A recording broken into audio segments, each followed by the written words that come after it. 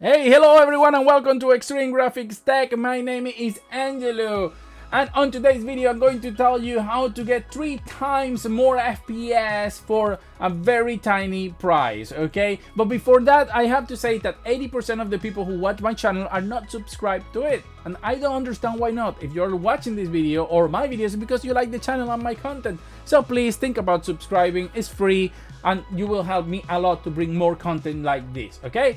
Okay, having said that, a couple of months ago, I did a video about lossless scaling. I did some testing, some recording. I ended up of the opinion that the software, from my point of view, was not worth it. I have to say that brought a lot of angry people for some reason, like, why are you saying you don't like it? The software is great for me and so on. And I just want to say to all of you who get angry about this that don't let anyone take the enjoyment of your software just because their opinion is not like yours. I mean, if you're using the software and you love it and it does to you what you're expecting to, then there is nothing wrong with that. My opinion is not better than yours or anything. It's just my opinion. I'm not saying you anything personal to you because of using the software. I just couldn't recommend it based on my own experience, but your mileage may vary. So all I'm trying to say is, even if I think different or you think different, that's not reason to get mad at anyone in terms of a software wise. You know, I'm not saying anything specifically personally, like if you buy this software you're an idiot. I will understand if you get angry by that, because I am, you know, calling you something. But by just saying I don't recommend the software doesn't mean you did something wrong. It's just my own opinion. However, to make everyone happy, I have to say that ever since I made that video, the software has been updated many times. And honestly, I tested the latest version, 2.1, and I have to say the software has improved like a lot.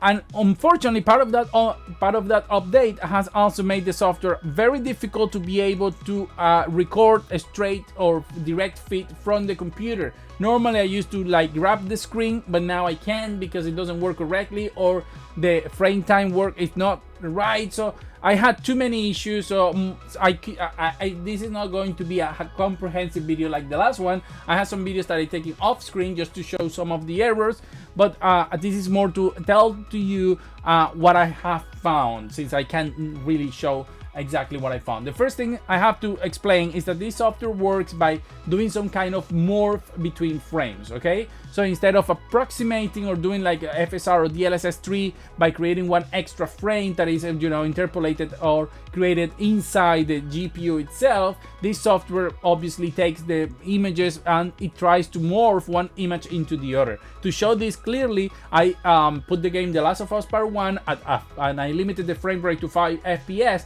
just to show you on extreme case. This is not to show that the software is bad or anything, but to extreme case how the morphing works.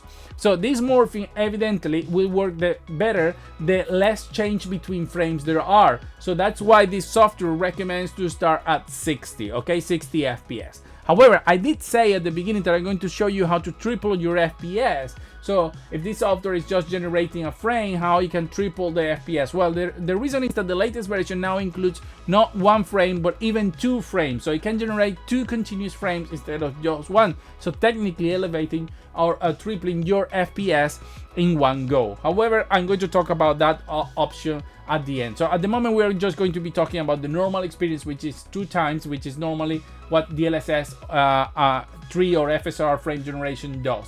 Okay, but this works in a different way. The game has to be running in like Windows or borderless Windows. Okay, it can be running on full screen, or at least that's the requirement that it says on the software. And then you activate it at any point you want with some options. So what I have seen now is that even though this is, you know, some sort of software, it works really well even at 30 FPS. It's not perfect at 30, and it will depend on the game, so you can test if your situation, you know, your own situation, because I've seen some weird thing happening, but not even on the most moving things, but on the character in the middle of the screen, which is the weird part, because some things disappear, some things flicker, and he's not moving that much. So I don't know why it's causing that issue at 30 FPS with like third-person game. I don't know if this is going to happen on every single game, but well, that's something I found. However, of course, the more FPS you have, this is going to be less of an issue. So I will say this software runs very good starting like 40 FPS, but even at 30 I found that it's very useful, and you can honestly feel the smoothness. You can feel the difference in FPS, and visually it's striking, and I have to say that this has improved a lot since the last time we tested. So okay, so starting 40 FPS for me is the right point, okay, but I have to give you some advice on how to use the software. Of course, if you can get it to 60 FPS, it will be better. The software supports VRR, VSync, and other options, and from my money you should limit the frame rate to a specific amount, okay. I don't think it's a good idea to just let the FPS run wild, especially if you are hitting your monitor's frame refresh limit. What I mean with this, let's say you have like a 120 Hz monitor, okay?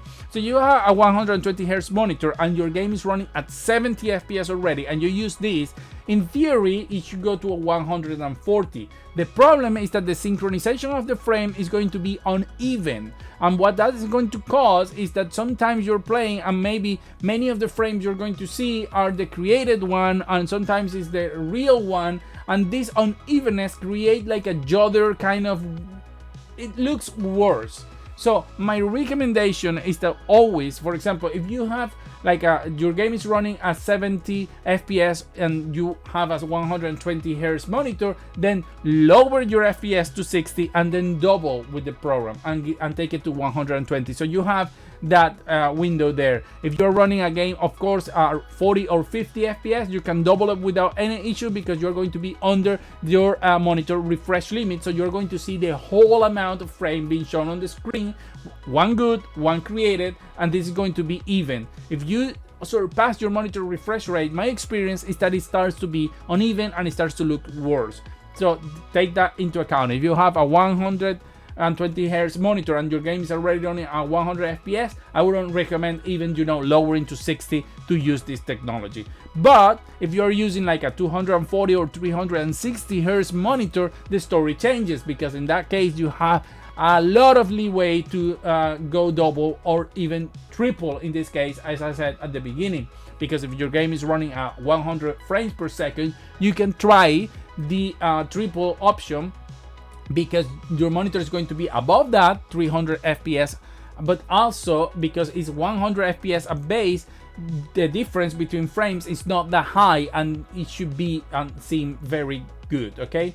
About lag, of course, I wouldn't recommend this to be used like for any esports game or anything like that, because it will introduce some lag. However, for the games I was testing, like Horizon Forbidden West, Spider-Man, The Last of Us Part 1, or Hellblade 2, honestly, I couldn't feel anything that make the experience worse. I felt that the game was running normally, and at points I even forgot that this thing was working and doubling the frame rate, because what I did was to limit, because I have 4090, so I limit the frame rate to 30 to 40 to 50 to 60 just to go testing. And as I said, even at 40 I was playing and not having any problems with it, and it looked very good. So my take on this is that at this point right now, after testing it a while ago, I can honestly recommend the software, because I think it's working much better than before. I don't think the 3x is going to work for everyone, because as I said, if your monitor is like 120 FPS, that means that the game will be a max should be running at 40 FPS if you want to max out the monitor. But 40 FPS, from my point of view, is too little to actually use triple. I think from 40 you can go to 80, but from 40 to 120 is not going to be a great experience. So I think this is made for a specific kind of people who has those fast monitor. My monitor is 144 Hz at 4K, so some games it will be very good if they don't have DLSS 3 or FSR 3, so I can just limit the frame rate of those games to 70 to 72 FPS and just take it and double them, because I think honestly that with such a fast FPS I won't see the little morphing between images, and it looks quite good. While I was able to see that at the time with the previous generation, I have to say that now, even if when slow down you can see it, okay, while playing normally it feels really good. So all I can say is that at this point I do recommend lossless scaling if you're looking for something to double your FPS or to improve some of the FPS